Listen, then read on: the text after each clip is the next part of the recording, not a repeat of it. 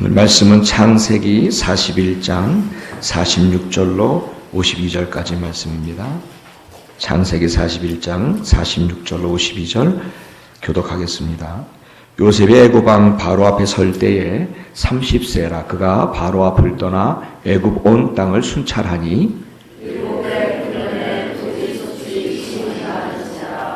요셉이 애굽 땅에 있는 그 7년 곡물을 거두어 각성에 저축하되 각성 주위의 밭에 곡물을 그 성 중에 저장하매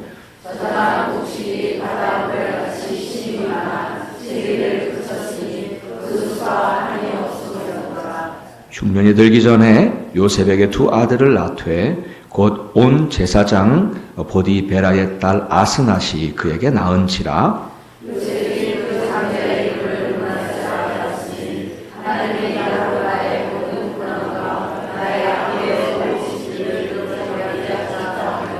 함께합니다. 사자의 이름을 에브라임이라 하였으니 하나님이 나로 나의 수고한 땅에서 창성하게 하셨다 함이었더라. 아멘. 우리에게 주시는 하나님의 말씀입니다. 아멘. 말씀을 나누고자 합니다. 먼저 저의 그 개인적인 이야기를 여러분과 나누면서 말씀을 시작하려고 합니다. 저는요, 목사의 아들로 태어났습니다. 그래서 사춘기를 그리 평탄하지 못하게 지냈습니다. 미국에서도 패스터스 키트 하면은 키트 하면은 PK 여기에 PK가 또 하나 있어요. 우리 은성 형제. 그 패스터스 키트 하면은 그냥 같은 느낌이에요. 그렇더라고. 그런 얘기 들었어요. 그래서 제가 고등학교를 다니면서 저의 품행이 너무 안 좋고 그리고 공부는 뒷전이니까 아버지가 결국 저를 서울로 전학을 시켰어요. 그래서 제가 영등포구 양평동의 하숙집에서 하숙을 하면서 공항 근처에 있는 학교를 다니게 됐어요. 이름은 화곡고등학교라고요. 근데 그때에 제가 전학을 한 그 고등학교도 당시에 고등학교를 들어갈 수 있는 그 자격 시험인 연합고사가 있었는데 요즘은 없죠. 근데 연합고사에 떨어진 아이들을 모아가지고 학교를 시작한 그런 고등학교였습니다. 제가 3회 졸업생이에요. 3회. 그러니까 참 질적으로 얘기하면 굉장히 떨어지는 질의 고등학교를 거기로 전학을 하게 됐어요. 지금은 그 학교가 명문 학교가 됐더라고요. 아주 좋은 학교가 됐어요. 그러니까 제가 서울로 전학을 했지만 저는 여전히 아버지의 기대에는 어긋난 그런 삶을 살았었습니다. 그러던 중에 아버지 생신이 다가온 거예요. 아버지 생신이 다가왔는데 저는 늘 아버지한테 부족한 자식이었죠. 아버지를 아프게 했던 사람이었고 하니까 아버지에게 내가 특별하게 기쁘게 해드릴 만한 것은 없었어요. 근데 무슨 선물을 보내드릴 수 있는 것도 아니고 그러다가 결국 편지를 써야 되겠다 이런 생각을 했어요. 저는 하숙방에서 정말 머리 쥐어 짜면서 아버지한테 편지를 쓰는 거예요. 정말 머리 쥐어 짜면서 편지를 썼어요. 내용이 대강 이런 내용을 썼어요.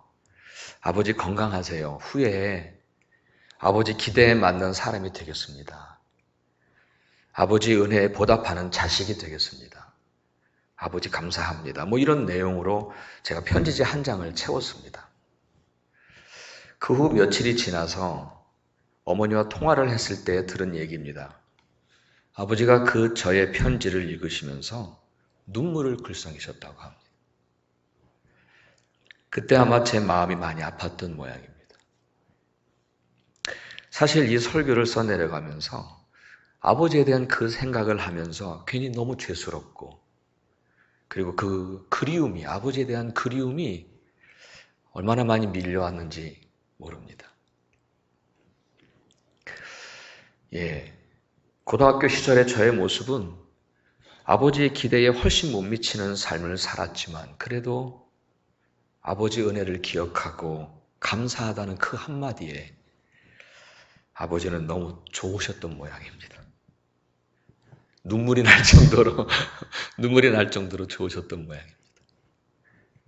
사랑하는 여러분, 우리 하늘에 계신 우리 하나님 아버지도 그러신 것 같아요. 우리는 분명히 하나님의 기대에 많이 못 미치는 삶을 삽니다.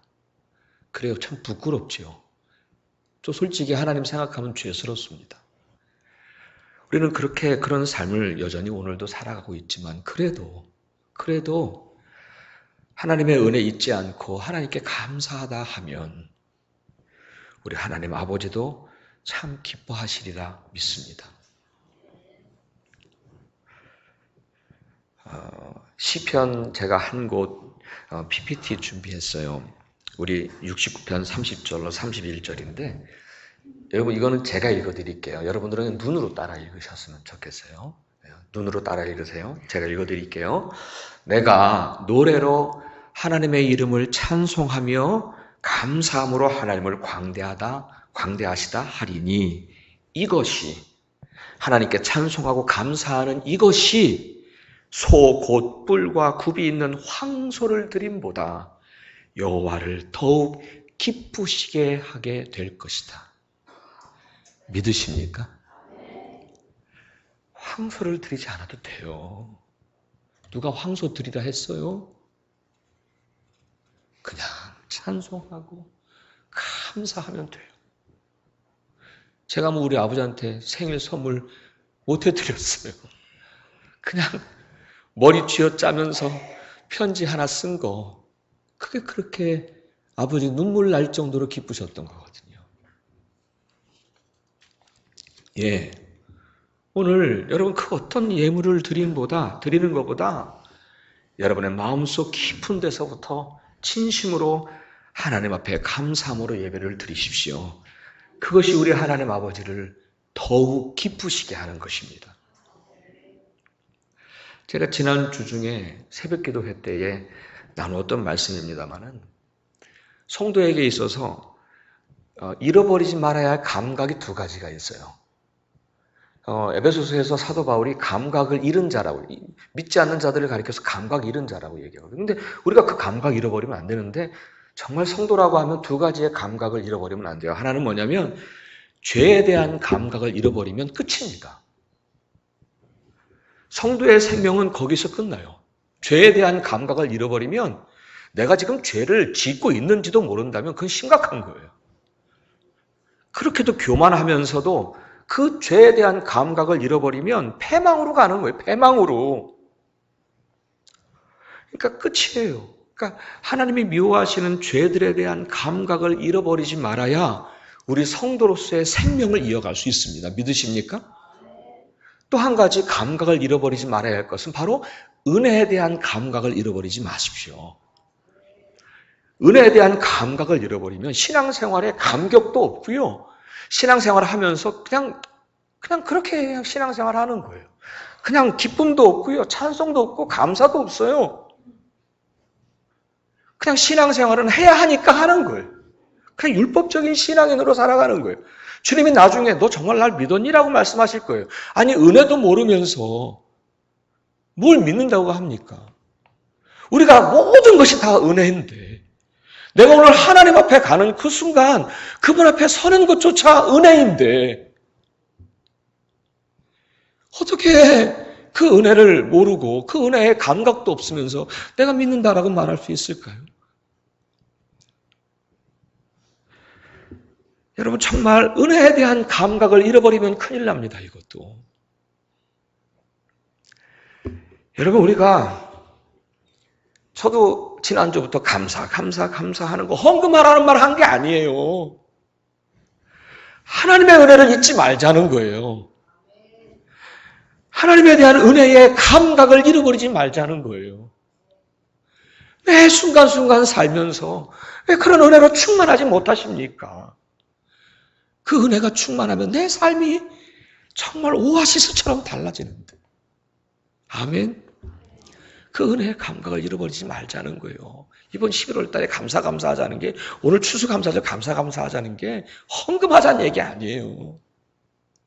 여러분의 마음 가운데, 삶 가운데 하나님의 은혜에 대한 감사를 잊지 말자.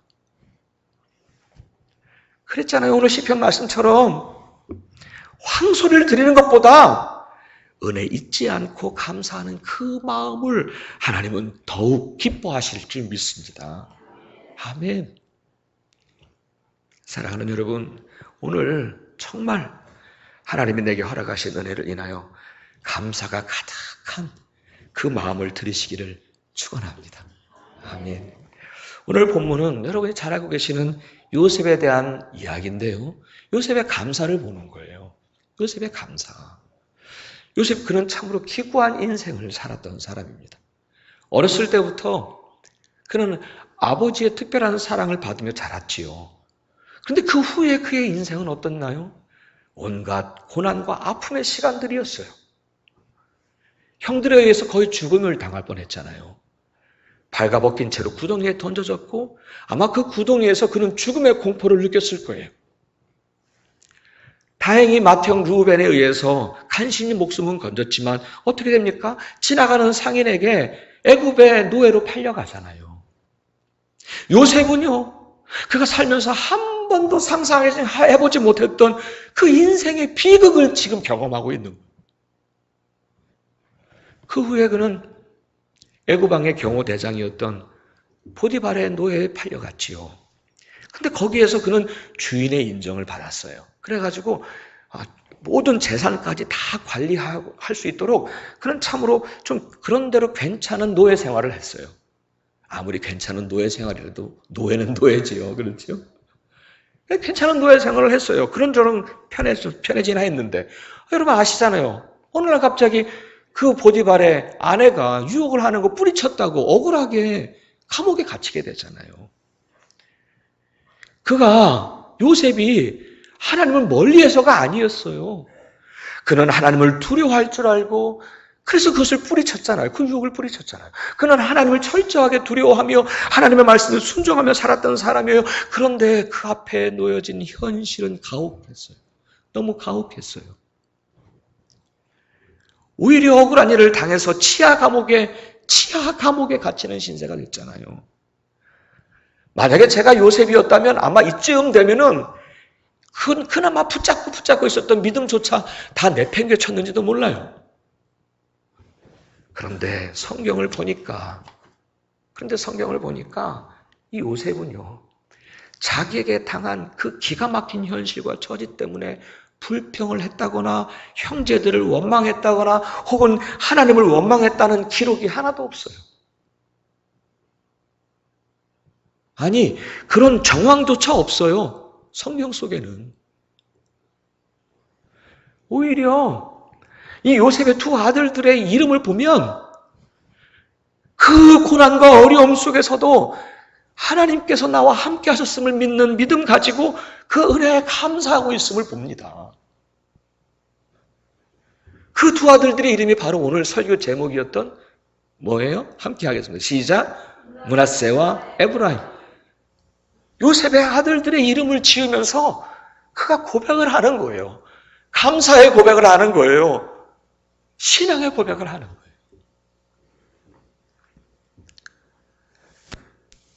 큰아들 이름 므낫세. 그 이름의 뜻은 이렇게 되어 있습니다. 하나님이 나로 나의 모든 고난과 나의 아비의 온 집의 일을 잊어버리게 하셨습니다. 쉽게 표현하면 나의 그 쓰라린 과거의 아픔과 고난을 다 잊어버리게 하셨습니다. 둘째 아들의 이름은 에브라임입니다. 그 이름의 뜻은 하나님이 나로 이 수고한 이 땅에서 창성하게, 번성하게 하셨습니다라고 하는 의미입니다. 이 두 아들의 이름 속에는 바로 요셉이 가지고 있었던 신앙 고백과 감사가 담겨져 있어요. 므낫세를 먼저 볼까요? 나의 그 쓰라린 과거의 아픔과 고난을 다 잊어버리게 하셨다.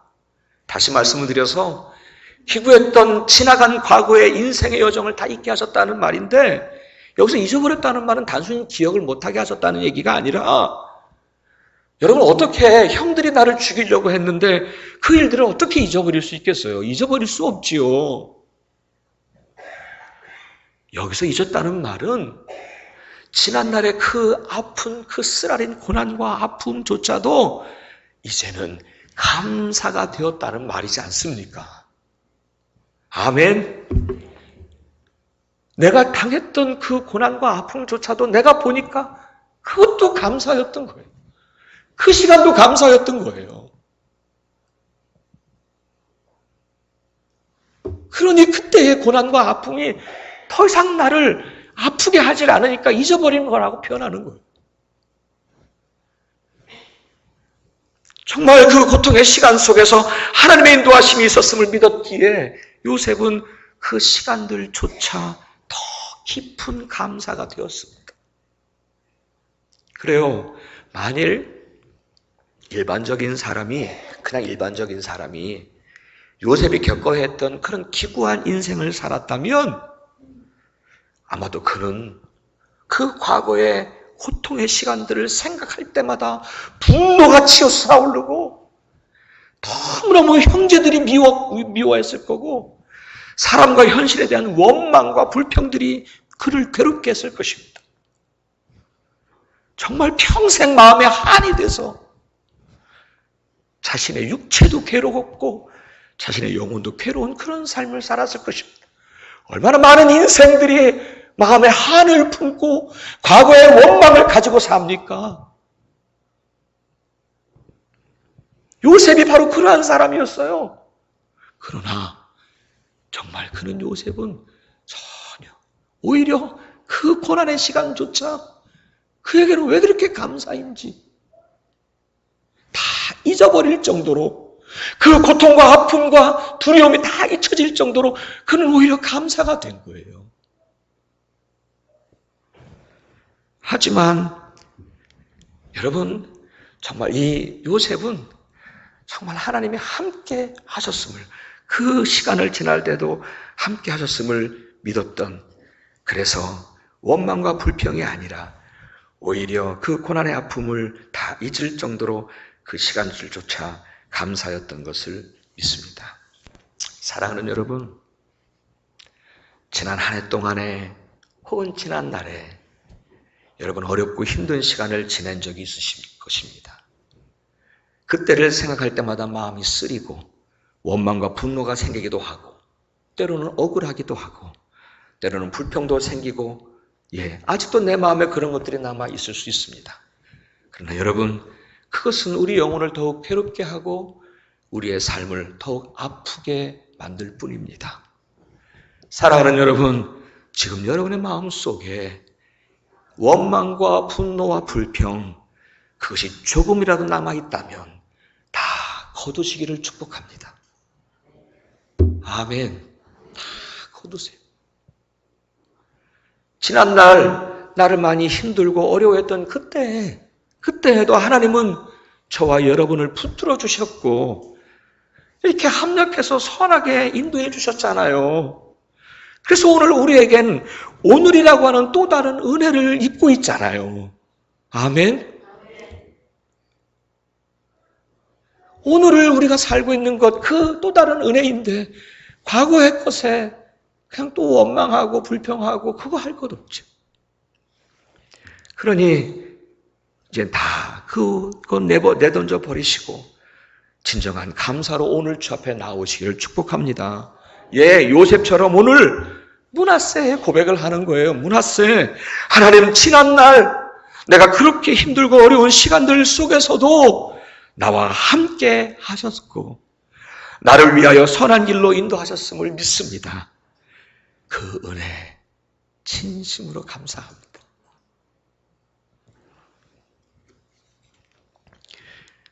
오늘 이 므낫세의 고백을 하시는 여러분들 되시기를 축복합니다. 계속해서 둘째 아들의 이름은 에브라임이지요. 그 이름의 뜻을 다시 말씀을 드리면 하나님께서 나로 이 땅에서 장성하게, 창성하게, 번성하게 하셨다는 뜻입니다. 요셉은 지금 자기가 누리고 있는 풍성함들이 다 하나님께서 허락하신 은혜라고 믿었기에 감사의 고백을 하는 거예요. 에브라임. 여러분 요셉은요 애굽에 올 때에 노예로 온 사람이에요. 노예로. 그는 정말 가진 것이라고는 하나도 없고 몸 하나 가지고 온 거예요. 노예로 왔으니까. 아무것도 가진 것 없이 애굽에 들어왔어요. 그런데 지금 그가 그 애굽에서 누리며 사는 것이 얼마나 큰지요. 요셉은 지금 자기가 누리고 있는 모습을 하나하나 보면서 이 모든 것들이 다 하나님이 허락하신 은혜였구나. 에브라임, 감사의 고백을 한 거예요. 사랑하는 여러분, 우리가 이 땅에 들어올 때에 우리 모두는 다 빈손이었어요. 10년 전 저도, 저와 저의 가족도 이 땅에 들어올 때에는 목회 임지도 없었어요. 한국에서 이삿짐을 보냈는데 주소가 없으니까 그냥 LA에 있는 롱비치 거기에 그냥 스토리지에다가 한 달을 놨어요. 임지가 없으니까 왔어요. 임지 없이 왔어요. 목회할 수 있는 임지도 없이 왔습니다. 이 뉴욕에 7월 달에, 2008년 7월 달에 올 때에도 이곳에 누가 도움을 내가 누군가 연락을 해서 도움을 요청할 수 있는 사람이 없었어요. 지금이야 많은 사람들을 알고 있지만 불과 10년 전만 하더라도 내가 어떤 사람한테 나에게 좀 도움을 요청할 수 있는 사람이 없었습니다. 정말 모든 것이 다 낯설었고, 모든 것이 다 새로웠고, 모든 것을 다 개척해야 했습니다. 하지만 오늘을 보면 어떻게 표현할 수 없을 정도로 저와 저의 가족은 많은 것을 누리고 살아왔더라고요. 오늘도 이렇게 누리며 살고 있더라고요. 어찌 감사하지 않을 수 있겠습니까? 여러분들도 이 땅에 오실 때는 물론 돈을 가지고 오신 분들도 있지만 모든 것이 다 낯설고 다 처음이고 모든 것을 다 새롭게 개척해야 했습니다. 그리고 별의별 일들 다 만나셨잖아요. 하지만 오늘을 보십시오. 그렇게도 수고한 이 땅에서 우리는 참으로 많은 것들을 누리며 살아왔고 오늘도 그것을 누리며 살고 있지 않나요? 지금의 여러분 가족들을 보아도 그렇고 감사하고 자녀들을 여러분 잘 자라는 자녀들을 보면 감사하고 세상의 사람들이 다 선망하는 맨하탄 오고 가시면서 여기 계신 분들 가운데 맨하탄 즐기시는 분들 얼마나 좋아요. 연세가 많으신 어르신들은 얼마나 바쁘게 지내시는지 몰라요. 아주 바쁘시더라고요. 노년을 외롭게 두질 않는다고 행복해 하십니다. 나라에서 먹을거리 챙겨주고 병원도 원하는 대로 다닐 수 있게 해주고 케어하는 분들이 매주일 한두 번씩은 전화한대요. 정말 자녀가 있어도 그렇게 못할 텐데 어느 나라에서 이렇게 해주느냐고 그렇게 좋아하십니다. 그렇게 말씀을 하죠. 참 감사해 하십니다. 예, 지금 우리는 이 땅에 아무것도 가지고 온 거 없어요. 다 모든 것들을 새로 개척해 했어요, 여러분. 요셉이 애굽으로 갈 때 그가 몸뚱이 하나 가지고 갔어요. 노예인 주제였으니까. 그러나 자기가 지금 누린 걸 생각하니까 너무 감사한 거예요. 에브라임. 우리도 이곳에 올 때 빈손으로 와서 다 처음부터 개척을 하셨면서 얼마나 많은 것들을 이루셨고 얼마나 많은 것들을 얻으셨고 얼마나 많은 것들을 누리셨습니까? 지금도 여러분 가지고 계시잖아요. 내가 수고한 이 땅에서 지금 나는 많은 것들을 누리고 살아왔고 또 지금 누리고 삽니다. 다 하나님이 허락하신 은혜입니다. 아멘.